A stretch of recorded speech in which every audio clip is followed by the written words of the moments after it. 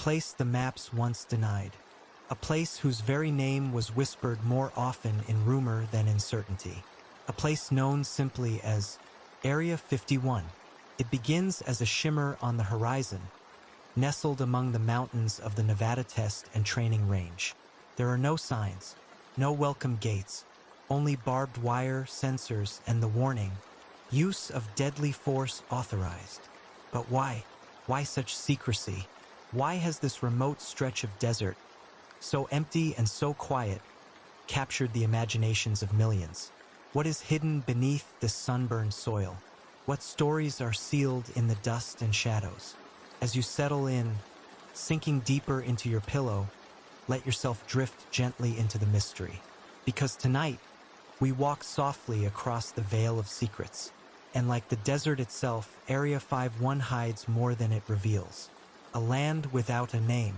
For decades, this place didn't officially exist.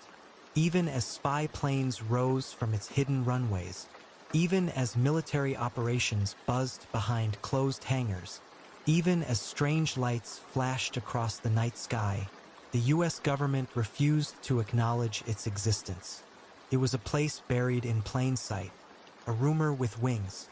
In the 1950s, pilots knew it by its airspace code, R4808N. Locals in the nearby town of Rachel called it Dreamland. To others, it was simply the ranch. But to those who dared to speculate, it was something more.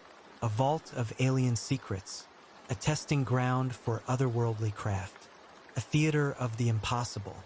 And yet, despite all this speculation, what we know about Area 51 remains as dry and sparse as the landscape itself. All the more reason to listen closely. The lake bed and the labyrinth. Area 51 is built on the edge of Groom Lake, a dry salt flat that gleams white under the desert sun. The flatness of the lake bed made it perfect for test flights. No obstacles, no people, just sky, silence, and space. But the facility itself is more than a few hangars and control towers. Satellite imagery shows sprawling infrastructure. Buildings, runways, underground entrances, and strange geometric structures etched into the dust. There are rumors of tunnels, deep elevators, and chambers carved into the rock below.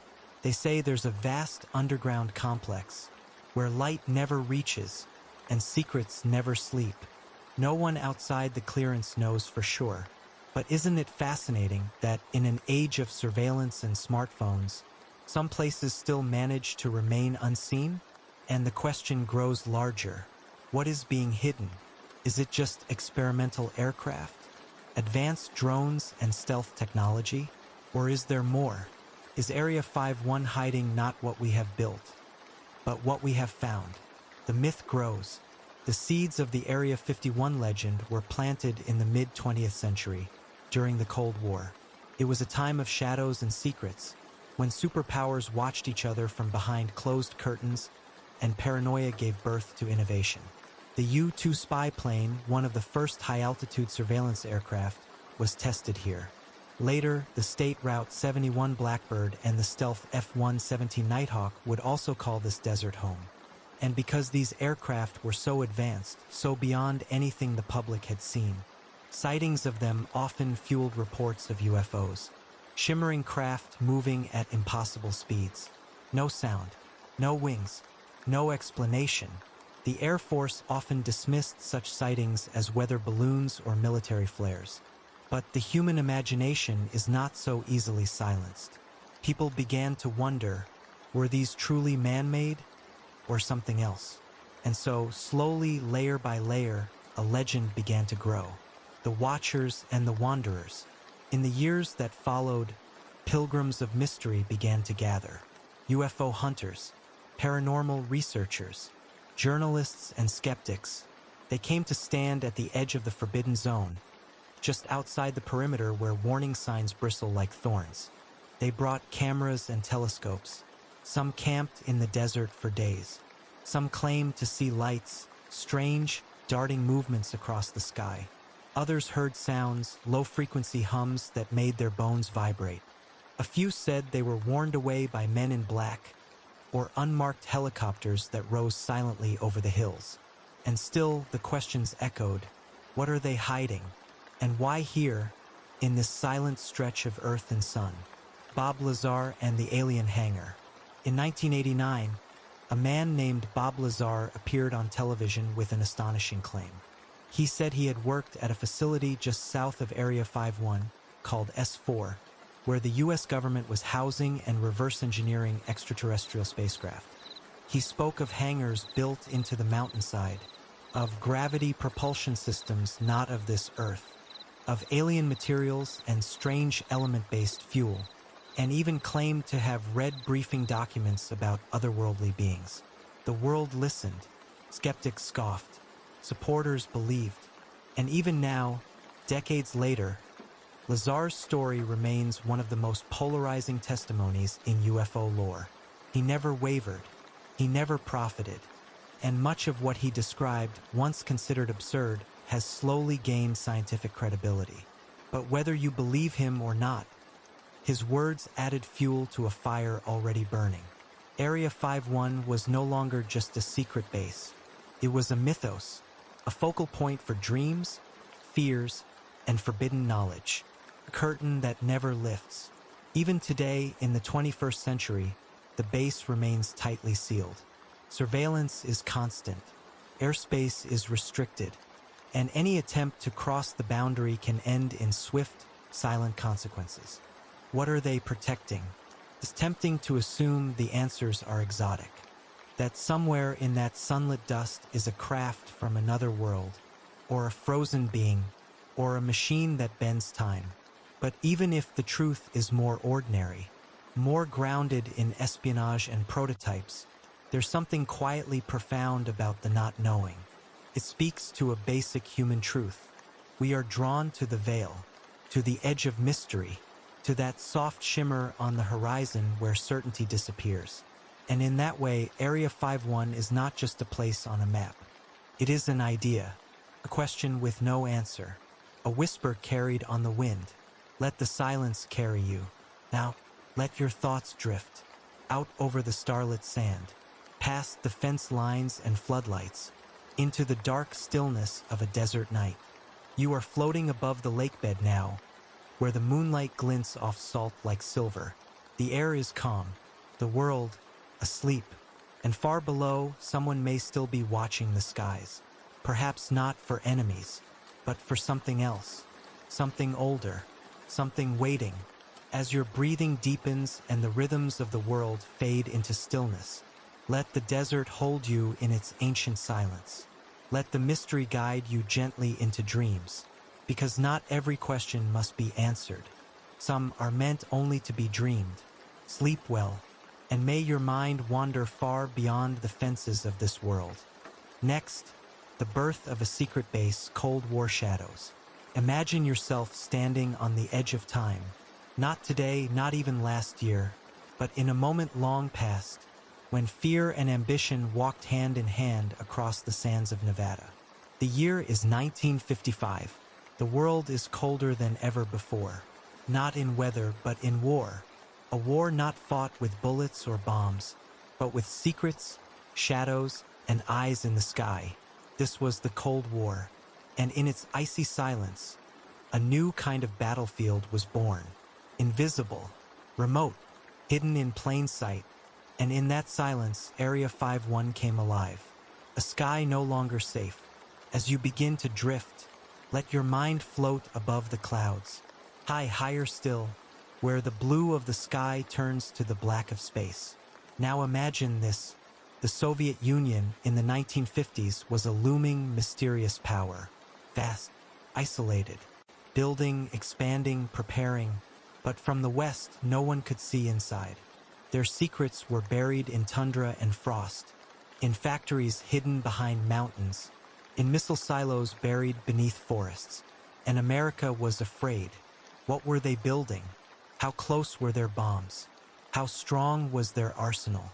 This is where the story of Area 51 truly begins, with a question and a need for an answer. The Lockheed U-2 and the birth of Groom Lake. To peer into the heart of the Soviet Union The United States needed a new kind of eye, not a spy with a camera, but a machine, a bird that could fly higher than any fighter, a machine beyond radar, a ghost in the stratosphere. And so was born the U-2 spy plane. But such a craft could not be tested in plain sight. Its wings were long and fragile, its design revolutionary, its mission utterly secret. Where could it fly freely without being seen? A solution came from an unexpected place. Kelly Johnson, the brilliant engineer at Lockheed's Skunk Works team, discovered something interesting on a map. A flat, dry lakebed in Nevada, in the middle of nowhere. Groom Lake, surrounded by mountains, shielded by distance. It was perfect. And so, without ceremony, bulldozers carved a runway into the salt. Trailers were hauled in. A barbed wire fence rose quietly, and with it, a secret world began to grow. Area 51 was born, not with a bang, but with a whisper. Project Aquatone, Shadows in the Stratosphere. Officially, it was called Project Aquatone. Even the name gave away nothing. At night, test flights would rise from Groom Lake, black silhouettes against the desert moon. The U-2 soared higher than any aircraft before it, 70,000 feet and climbing. From there, it could photograph entire cities, rivers, roads, nuclear facilities buried deep in Soviet territory. The pictures it returned were crisp, clear, and world-changing. The balance of fear was now matched with knowledge. But there was a price. From the ground, civilians saw these shimmering birds, long-winged, silent, gleaming in sunlight, and began reporting UFOs. Something was in the sky, they said, something not of this earth. And in a way, they were right. The U-2 was so far ahead of public aviation that it might as well have been alien. The CIA, of course, denied everything. They claimed weather balloons. They blamed optical illusions. They smiled and said nothing. But back at Groom Lake, the shadows deepened. Secrets within secrets. As the U-2 succeeded, new projects were born, each more classified than the last, each requiring greater secrecy.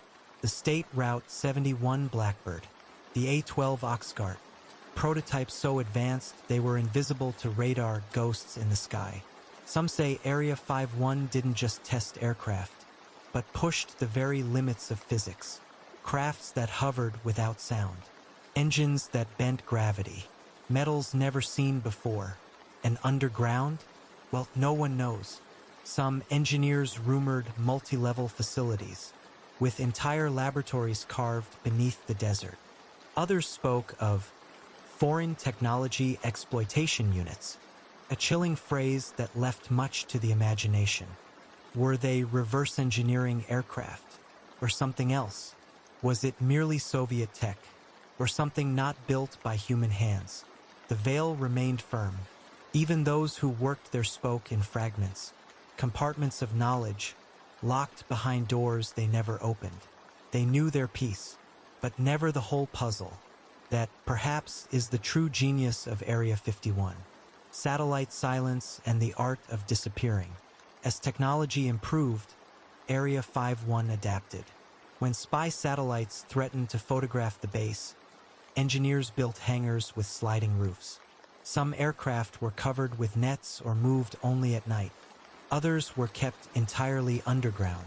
Even the runways evolved, some extended for miles, others built on dry lake beds for soft emergency landings.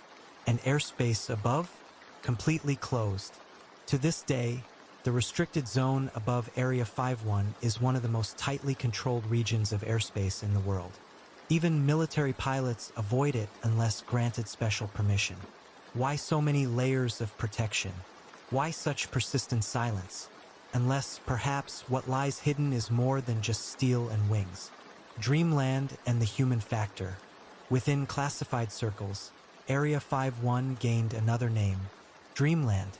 It's a name that sounds romantic, but in truth, it reflected something deeper, something haunting. Here, imagination meets engineering. Dreams become plans. Ideas are tested in the harshest sun under the tightest watch. But what of the people? Thousands have worked at Area 51 over the decades. Pilots, engineers, scientists, mechanics, each bound by silence, each carrying knowledge they could never share, not even with their families. They flew to work each day aboard unmarked planes, departing from a terminal at McCarran International Airport in Las Vegas. They called the airline Janet just another non-existent terminal. Red-striped Boeing 737s. No logos, no questions. They returned the same way each evening. Minds full of secrets, hearts full of burdens they could never explain. Some say working at Area 51 changed people, made them quieter, more distant. Others say it filled them with awe. But all agreed, something about that place stayed with you forever. From Cold War to cultural phenomenon. By the 1990s, the Cold War had faded, but Area 51 had only grown in legend. Pop culture embraced the mystery. From X-Files episodes to alien-themed diners in Nevada, the name Area 51 became shorthand for the unknown. It was no longer just a military base. It was a symbol of things hidden, of truths buried, of questions left unanswered. And perhaps that's what made it immortal. Because long after wars end and projects are declassified, the silence of the desert endures. And in that silence, stories grow. Now, let your thoughts begin to slow. The wind over Groom Lake is quiet now, the sky endless, and somewhere beneath that horizon, a runway glows faintly in the dark. A machine may be waiting in its hangar, wings folded like a bird at rest, engines cold but ready, or maybe nothing at all, just empty sand, and the memory of secrets once whispered here. Let the desert wrap you like a blanket of silence. Let the mystery pull you gently downward, like falling slowly into warm, soft water. Because the greatest secrets are not always found in documents or databases. Sometimes they live only in the space between dreams and waking, in the half-light where truth and wonder meet. Sleep well tonight. The shadows will still be waiting when you return. Next, UFO sightings, cover stories, and the rise of the alien theory. Close your eyes again. Let your thoughts drift into the quiet. And picture once more that same silent stretch of desert, endless, glowing faintly under the stars. Somewhere far in the distance, a strange light hovers. It doesn't move like a plane. It doesn't flash like a star. It shimmers, pauses, zips sideways, then vanishes into nothing. This is how the story always begins. Not with facts, but with a moment, a question, a light in the sky that does not belong. And so, the legend of UFOs at Area 51 was born. A surge of sightings, the 1950s to the 1970s. As the Cold War intensified and Groom Lake buzzed with experimental aircraft, people across Nevada and beyond began to report strange aerial encounters. The shapes were inconsistent, cigar-shaped, disc-like, triangle-winged, but the behavior was always the same, fast, silent, unnatural. Many of these sightings came from commercial pilots and civilians, people with no interest in the fantastic, people who described what they saw in quiet, sober tones. And then, they were dismissed. The government had an explanation for every strange report, whether balloons, airplane reflections, high-altitude research flights. But many felt these explanations came too quickly, too easily, too often. Could it be that the public was unknowingly witnessing U-2 or A-12 test flights out of Groom Lake? Yes, many were, but others were different. Lights that moved too erratically, that glowed without any engine heat, that hovered in perfect stillness. The cover stories began to strain, and so a question formed in the public's mind, one that has never truly left. What if these weren't ours? The Roswell echo and shifting beliefs. To understand the alien connection to Area 51, we must drift a little east, to a quiet ranch outside Roswell, New Mexico, and to the summer of 1947. a strange crash, mysterious debris, an initial Air Force report stating they'd recovered a flying disc, which was then suddenly changed to a weather balloon. For years, the Roswell incident faded, dismissed, forgotten, until the 1970s, when renewed interest in UFOs reawakened the public imagination. Authors, researchers, and TV shows began to tie Roswell to Area 51. They speculated, was the debris truly recovered? Was it brought to Nevada for testing? Was the base at Groom Lake hiding not only human-made aircraft, but alien materials? And more provocatively, were bodies also recovered? Were they stored in a secret facility beneath the sands? A place known only by a code, S4, Bob Lazar and the whistleblower effect. In 1989, a man named Bob Lazar stepped forward on Las Vegas television. His story was simple yet astonishing. He claimed he had worked at S4, a facility adjacent to Area 51. There, he said, he was tasked with reverse engineering extraterrestrial spacecraft. According to Lazar, the craft were powered by an element not yet known to science, capable of manipulating gravity. He described anti-gravity propulsion, a reactor core unlike anything on Earth, and 9 recovered flying saucers, each with a different design. His descriptions were vivid, his delivery calm. Skeptics laughed. Scientists called him a fraud. His credentials were challenged, his background murky, and yet, over time, pieces of Lazar's story gained traction. He correctly described certain parts of the base that weren't public knowledge. He named Element 115 years before its discovery. And to this day, he's never backed away from his claims. Was he telling the truth? Or was he a clever storyteller, riding the winds of Cold War mystery? Either way, Bob Lazar gave new life to the mythos of Area 51. And the public never looked at the desert the same way again. Alien autopsies and media mayhem. The 1990s saw a sudden explosion in Area 51 obsession. TV shows, documentaries, and tabloids all dove headfirst into alien fever. A grainy black and white video appeared in 1995. It showed what looked like an alien autopsy being performed in a sterile room. The creature had a bulbous head, black eyes, and 4 fingers. Its body lay motionless on the table, surrounded by silent men in protective suits. The footage was eerie, mesmerizing, and widely believed to be real. Later, it was declared a hoax, a recreation the filmmaker claimed of lost real footage. But by then, the seed was already planted. The idea that something non-human had died, been dissected, and buried beneath the sands of Groom Lake was already alive in millions of minds, and it was too vivid to forget. Cover UPS or cleverness. The US government has never helped matters much. For decades, it denied Area 51 even existed. Maps showed only blank land. No official statements were made. No access was granted. No photographs, no transparency. This vacuum of information created fertile soil for conspiracy. If you say nothing long enough, people will imagine everything.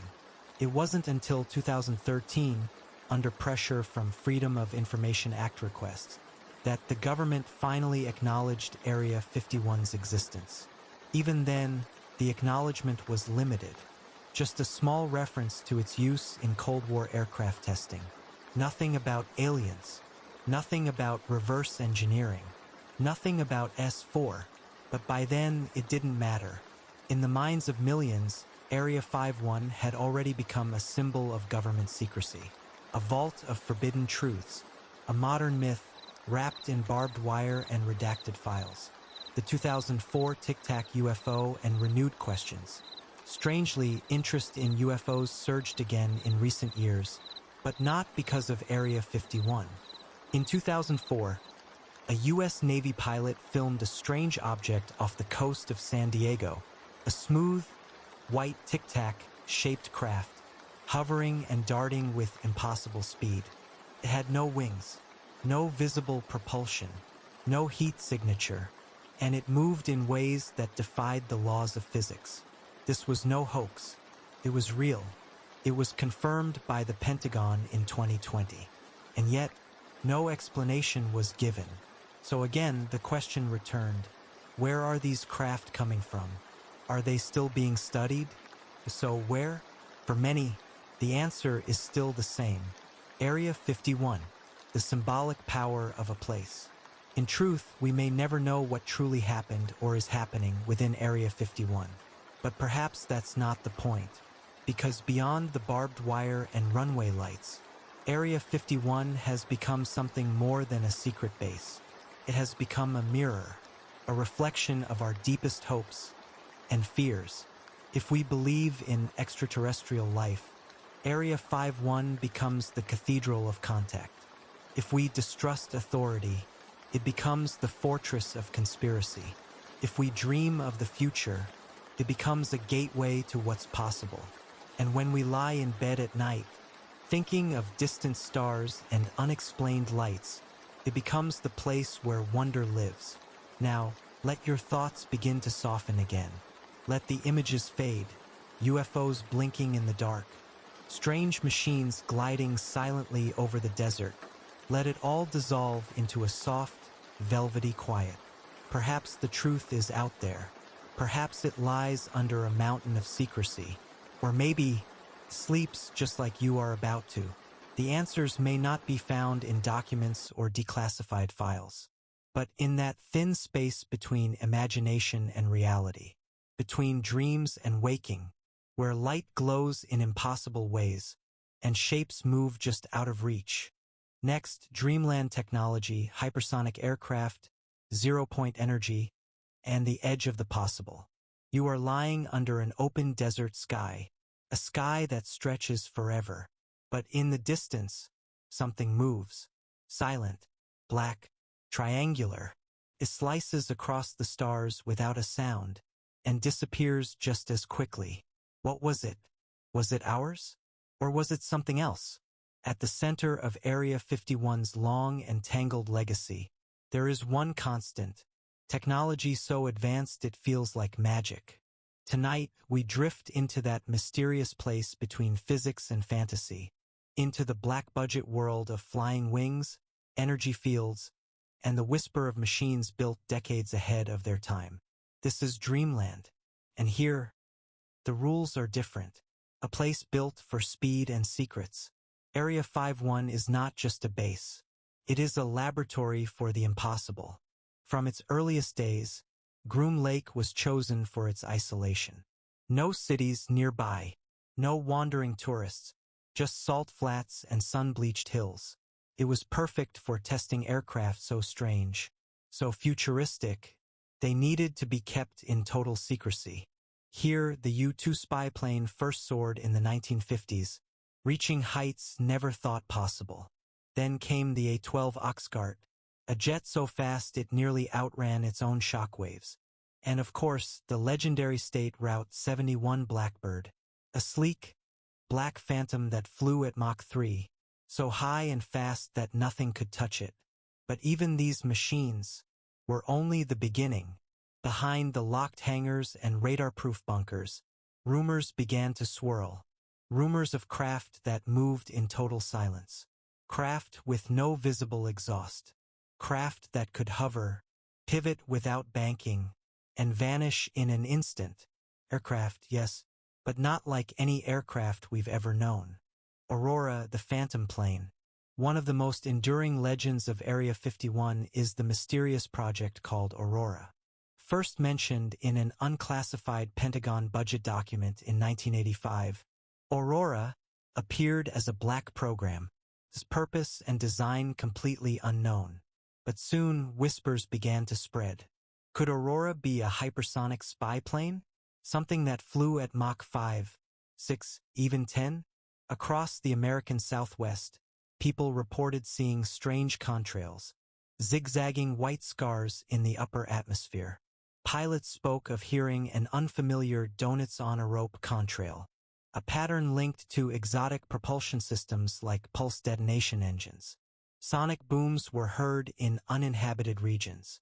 Mysterious black triangles were seen gliding over the desert.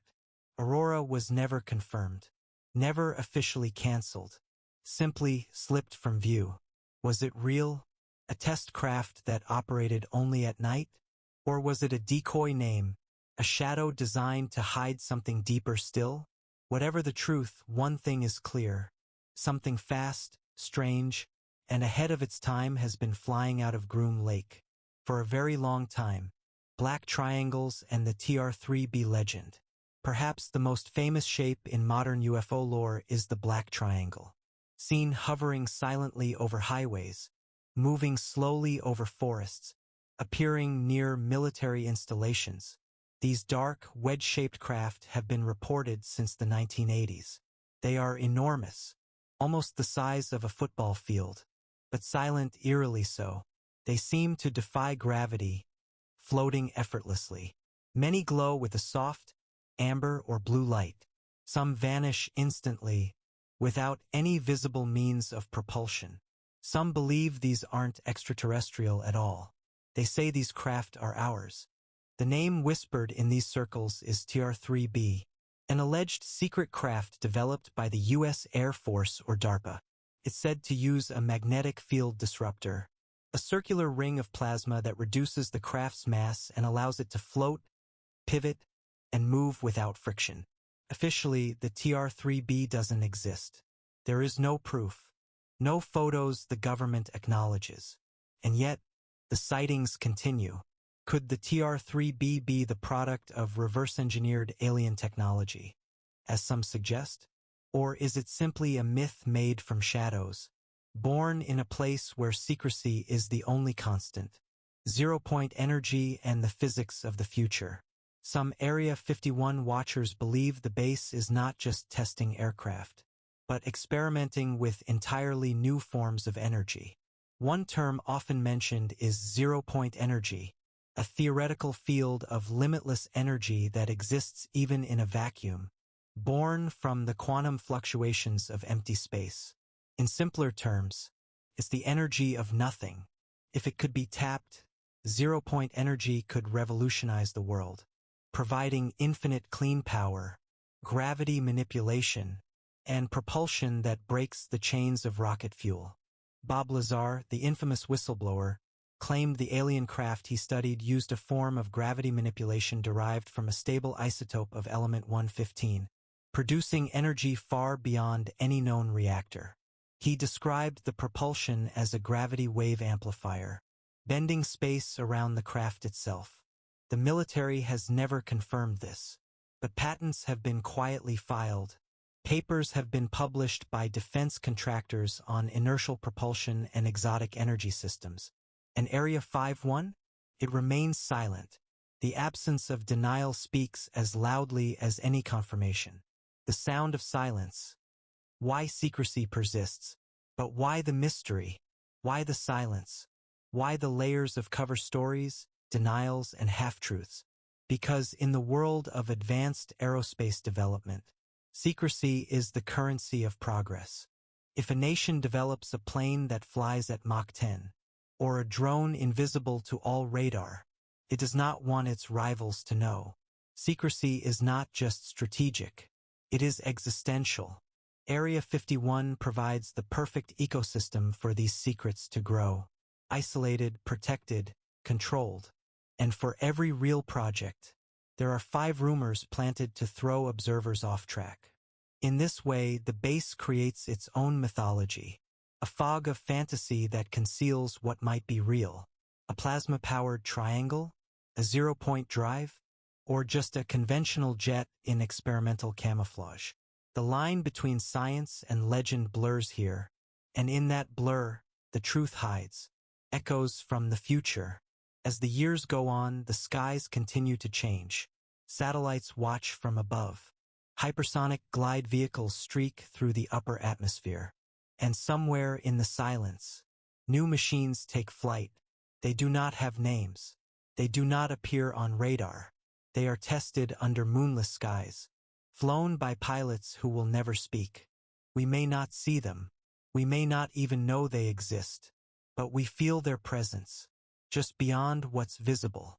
A quiet murmur in the air, a vibration in the night, And when we lie in bed, drifting between dreams, they pass overhead, ghosts of technology not yet born. As sleep takes hold, now let your thoughts grow soft again.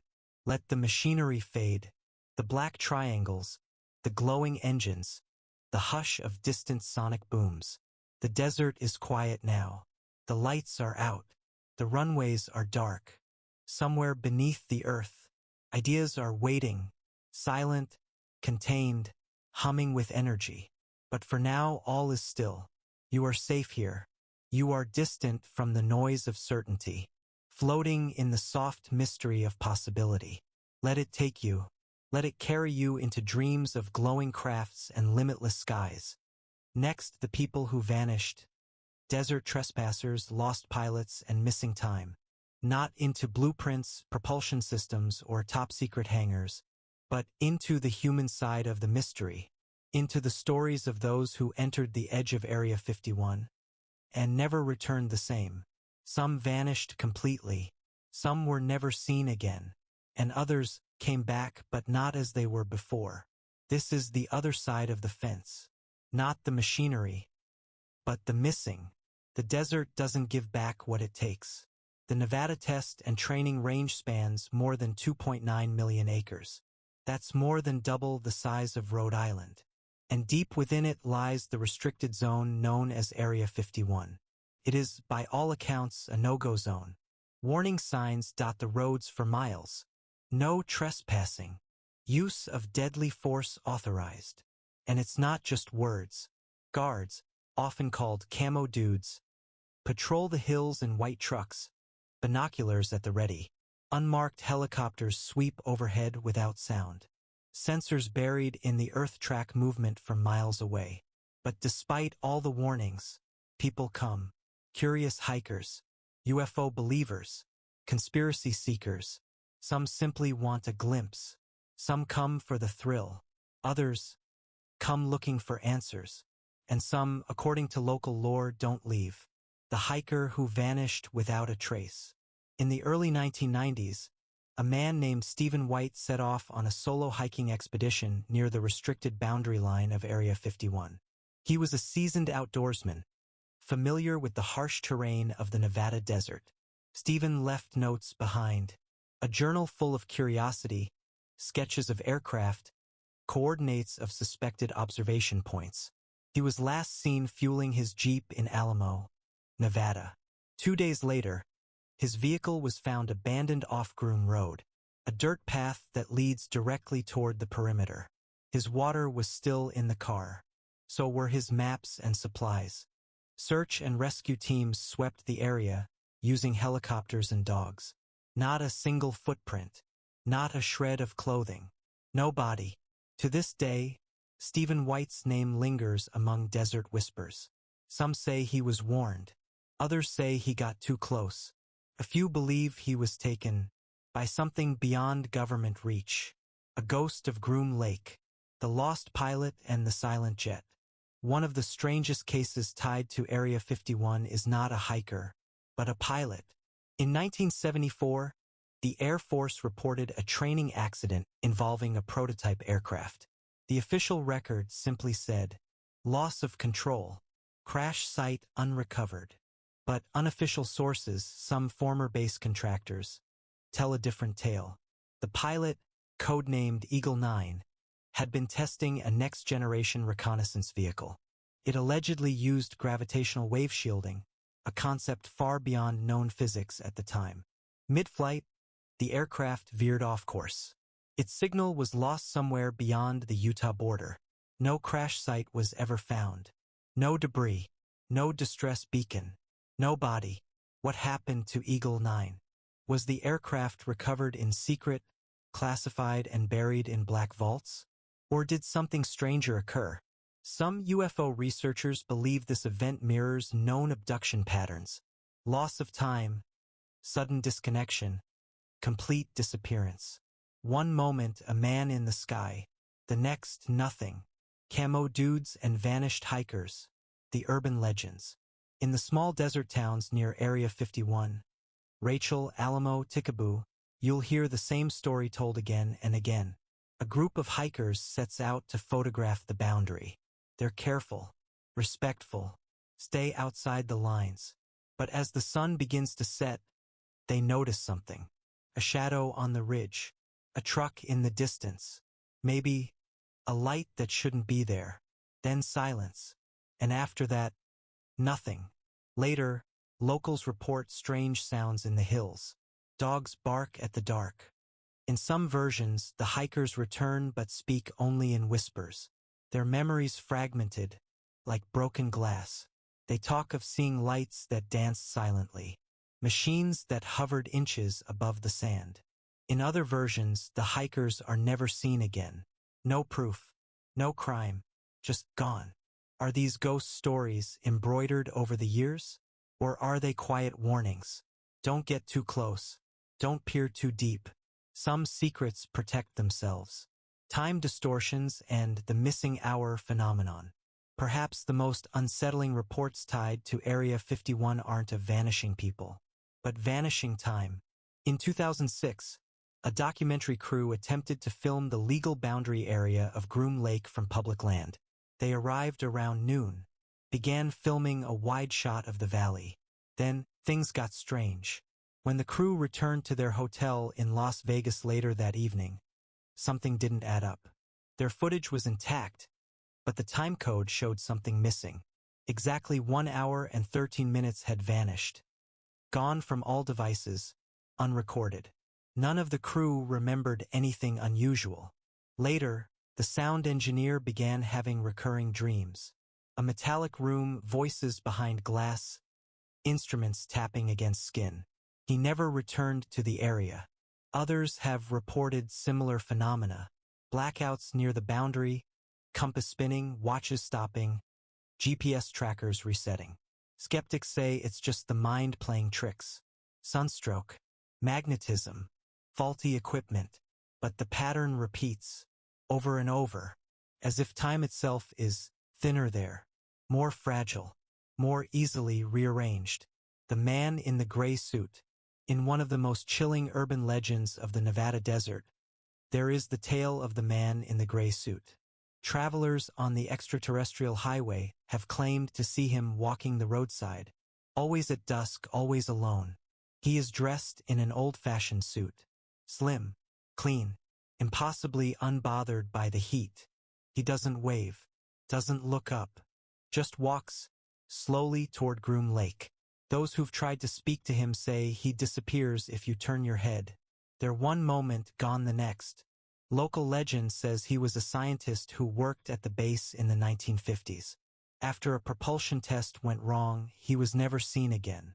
Some believe he was pulled into the machine, a ripple in time or space, place between dimensions.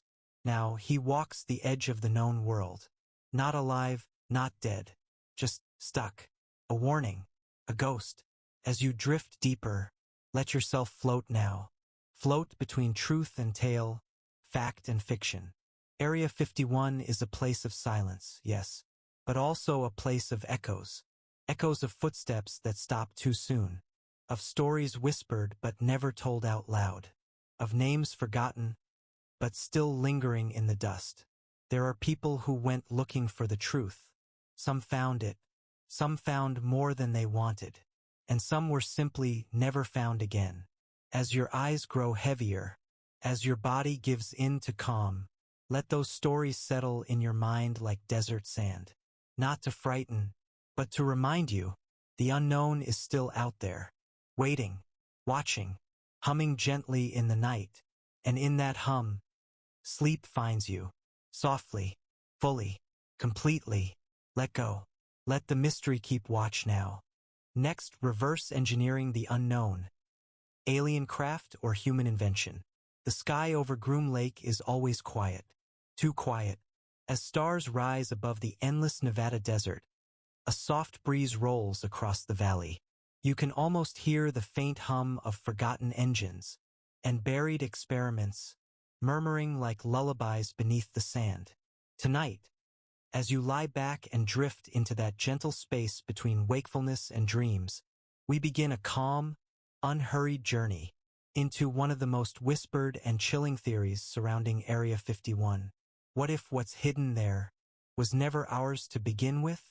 The hangar of secrets. There's a legend told by former employees and anonymous sources of a hangar deeper than any known map, buried into the stone beneath Groom Lake. A place where craft not made by human hands are studied, carefully disassembled, and slowly, methodically replicated. This is the heart of the reverse engineering theory. The belief that at some point in the past, perhaps as early as 1947, the U.S. government retrieved an object from beyond Earth. Perhaps it fell from the sky. Perhaps it was discovered somewhere remote. Perhaps it was given. And when they didn't understand it, they brought it here, to Area 51, to the desert, to a silence so thick, it swallows all confessions. Bob Lazar, the man who sparked the storm. Much of the modern mythos surrounding reverse engineering at Area 51 begins with a single name, Bob Lazar.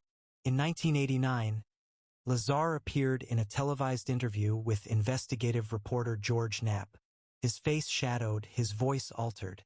He claimed to have worked at a facility near Area 51 called S4, where he was assigned to back-engineer propulsion systems recovered from alien craft. According to Lazar, the technology defied known physics. He described a reactor the size of a basketball, powered by an element unknown at the time, element 115. Could bend space, create gravity, move silently without fuel as we know it. Lazar wasn't just making claims. He drew diagrams, explained engineering processes, described hangars carved into the mountainside, with 9 distinct saucer-shaped vehicles inside. Critics attacked his credibility. His educational records were missing. His employment history couldn't be verified. But others saw something more. Over the years, element 115, once purely theoretical, was added to the periodic table in 2003, named Moscovium. Was Lazar right all along? Or had he glimpsed something real and been silenced by discredit? The aircraft that shouldn't exist. Let's pause. Let's drift. Let your breath slow. Let the images roll softly across your mind like cloud shadows on sand. Picture this. In the 1960s, the U.S. unveiled the State Route 71 Blackbird. It could fly at Mach 3, 3 times the speed of sound, and cruise at 85,000 feet. No other country had anything like it. To this day, it looks like it belongs in the distant future. But what if it wasn't built entirely from human ingenuity? Some believe the Blackbird was one of the first successful reverse-engineered designs, an aircraft inspired by something recovered, then simplified just enough to fly under the radar, so to speak. Since then, rumors point to other machines, craft with capabilities well beyond standard aeronautics. The TR-3B Black Triangle, said to hover silently, using electromagnetic propulsion. The Aurora project, a supposed Mach 6 plus craft that leaves donut-on-a-rope contrails across the sky. Pulse detonation engines that sound like a rolling thunder from nowhere. All of them have one thing in common. They defy what we're told is possible. And where do the whispers say they're tested? Groom Lake, Area 51. The reverse engineering dilemma. Here's a gentle paradox to ease into as you sink into warmth and rest. If we found something not made by us, and if we took it apart, could we even understand it? It's like a candle trying to decode a supercomputer. Our physics, our mathematics, our senses are all limited by biology and time. Reverse engineering in this context may be a misnomer. It's not figuring it out. It's standing at the edge of the ocean, holding a bucket, and calling it knowledge. And perhaps Area 51 isn't about building weapons or planes. Perhaps it's about learning how to ask the right questions. Next, Dreamland's whisper. Psychic spies, stargates, and mind experiments. Some say Area 51 is about aircraft. Others whisper about alien wreckage. But there's another layer, stranger, quieter. A realm that doesn't involve machines or extraterrestrial crafts, but the untapped corners of the human mind. Tonight, As the moon rises like a soft beacon over the silent desert, we follow a new trail, not through hangars or tunnels, but deep into the psyche. This is the story of Dreamland's whisper, where thoughts become weapons and reality bends. Project Stargate born in the shadows. In the early 1970s, beneath layers of Cold War secrecy, the U.S. government began a program at Stanford Research Institute. Its goal? To test whether extrasensory perception, ESP, especially remote viewing, could be real and useful. The Soviets had already poured money into psychotronic research, and the Americans didn't want to fall behind even in psychic warfare. Thus began Project Stargate. Publicly declassified in the 1990s, it was said to be headquartered at Fort Meade, Maryland. But many believe it had testing roots in the Nevada desert, in a facility cloaked in secrecy and silence. Some say Area 51, or one of its sister sites, served as the stage for the wildest experiments on human consciousness. What if you could see across space and time, without ever leaving a chair? The quiet rooms. Picture this as you drift toward slumber, a sealed room beneath the sand. No windows, dim red lighting. A subject lies back in a reclined chair, heart calm, eyes closed. On the other side of the base, sometimes hundreds of miles away, a sealed container waits. Inside, a photograph, a set of coordinates, or an object hidden from view. The subject's job? Describe what they see. Over and over again, transcripts from these sessions revealed strange alignments, descriptions of buildings that matched real places, even sketches that resembled secret Soviet bases. How was it possible? The researchers didn't claim magic. They called it non-local perception, and some believed the mind could momentarily escape time and space, like a ripple through dimensions. The best viewers? They described targets at Area 51 without knowing what they were, or where they were located. The gateway process, the mind as a portal. In 1983, the U.S. Army published a document titled Analysis and Assessment of Gateway Process by Lieutenant Colonel Wayne M. McDonnell. Now declassified, the document describes a practice designed to alter consciousness and enable the subject to move beyond the limitations of time, matter, and space. The process used binaural beats, a technique that synchronizes the brain's hemispheres, to gently nudge the mind into deep altered states. From there, practitioners claimed they could experience out-of-body travel, access to non-physical intelligence, and even communication with entities beyond our realm. Though the gateway process wasn't officially tied to Area 51, some sources claim that field testing of altered consciousness, including subjects under induced trance states, was conducted in soundproofed facilities on the Groom Lake complex.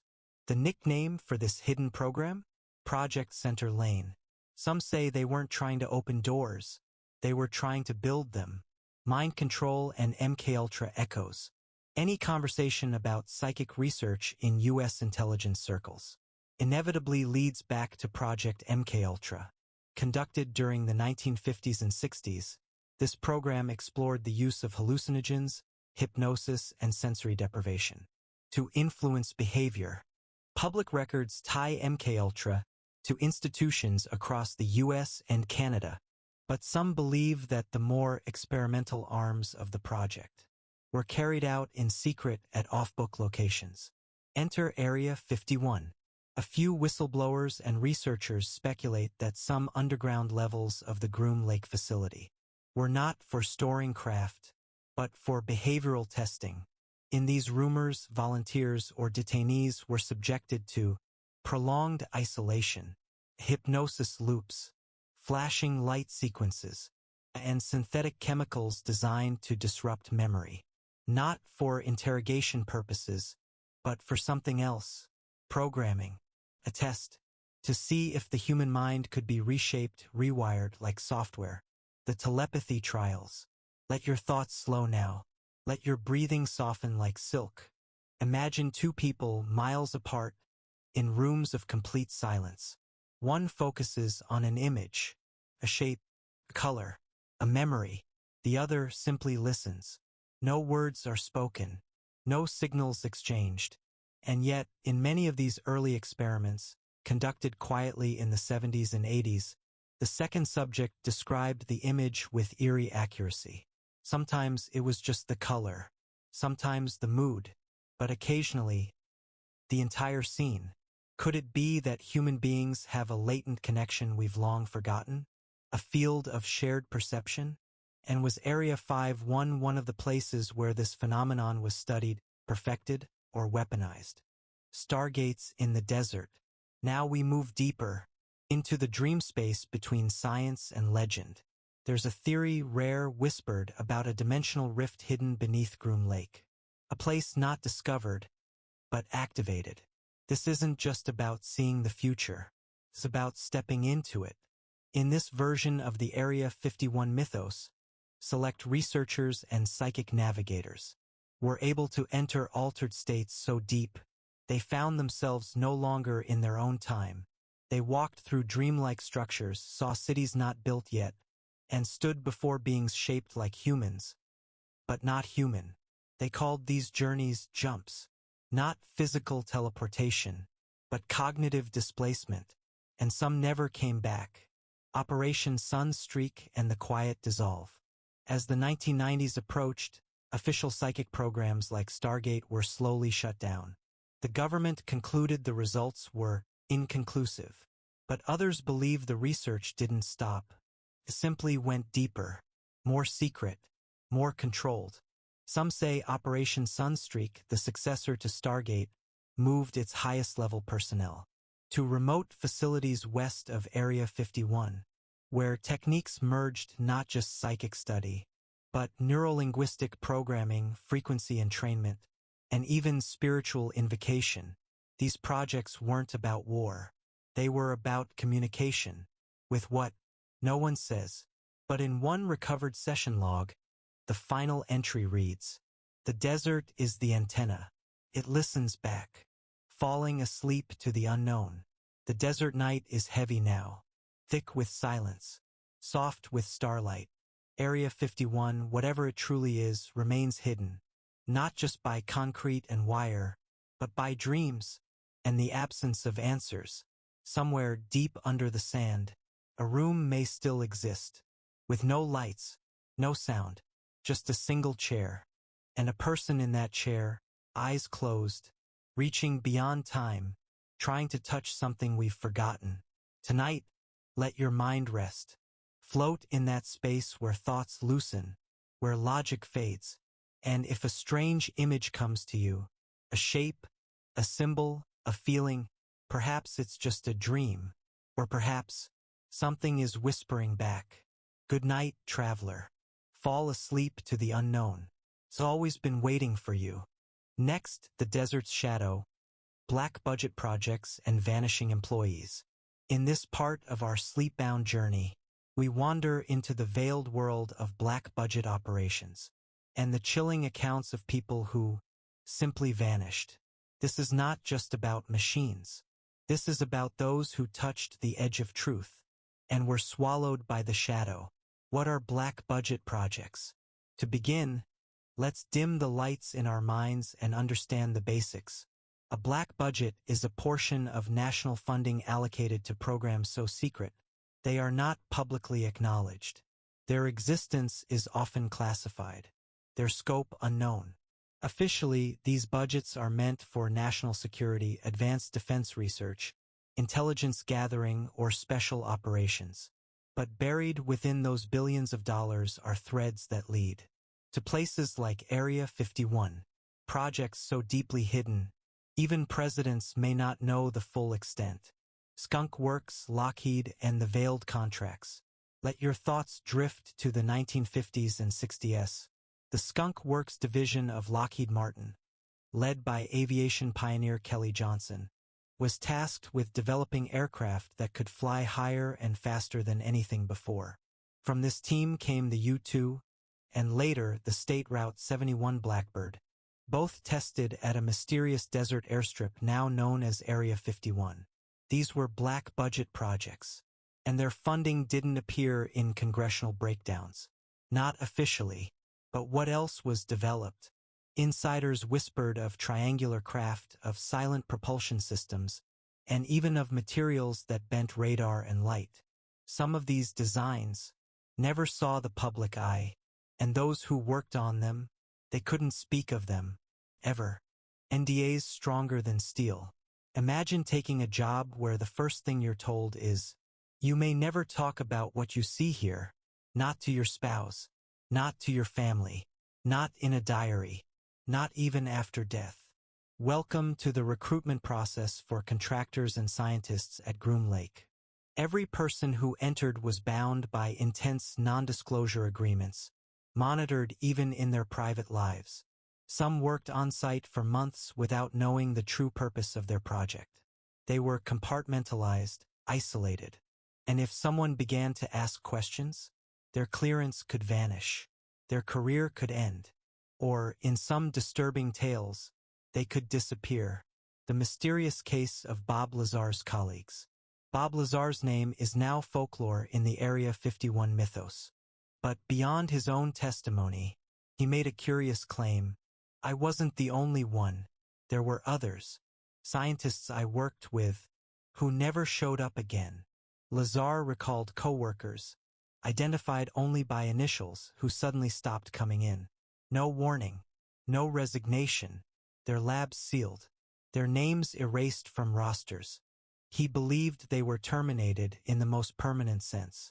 Official records denied their existence. Photographs once pinned to walls were quietly removed. Where did they go? The janitor who vanished. One of the lesser-known stories involves a civilian janitor contracted for cleanup at a classified facility near Groom Lake. According to his sister's public claim, he was a quiet man, no enemies, in his late 50s with a steady government job. He called home once a week, until one day he didn't. She was told he had a heart attack during transport, but no death certificate was issued. His personal belongings were never returned. When she tried to visit the base hospital or file a Freedom of Information request, she was blocked. Years later, she received a single package, a small box containing a metal pin, shaped like a triangle. No note, disinformation and the vanishing truth. It is widely accepted, even confirmed, that agencies tied to black budget work employ active disinformation teams. Their job? To mislead, to muddy facts, to dismiss real leaks by surrounding them with absurdity. A whistleblower says aliens exist. Suddenly, multiple wild stories appear, making the original claim look ridiculous. But sometimes, it's not just disinformation. It's erasure. According to some sources, when sensitive knowledge becomes a liability, especially from unauthorized leaks, the person may be relocated, silenced through legal threats, declared mentally unfit, or, in the most extreme cases, disappeared entirely. There's a term for it in intelligence circles: living ghosts. They are people who were once real, and then they weren't. The airstrip that was never there. In 1982, satellite imagery briefly captured a strange anomaly west of Groom Lake. An airstrip with no registration, no designation, and no flight logs. It appeared in a single declassified photo and was soon removed in later revisions. An ex-pilot claimed to have landed there once. He described a facility dug into the ground, surrounded by minimal above-ground structure. No signs, no vehicles, just a narrow entrance and one blinking red light. He was told he had strayed off course and signed a new NDA before being escorted away. Months later, he tried to contact the controller who guided him down. The tower didn't exist in any record, and the man's voice, his name, his call sign, never showed up again.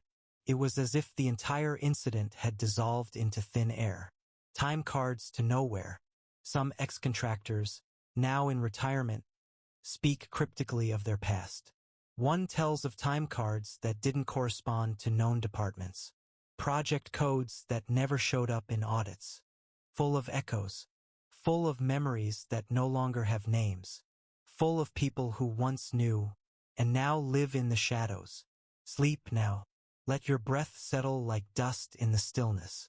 The desert doesn't speak its secrets, but sometimes, if you listen just right, in that space between waking and dreaming, you might hear it whispering,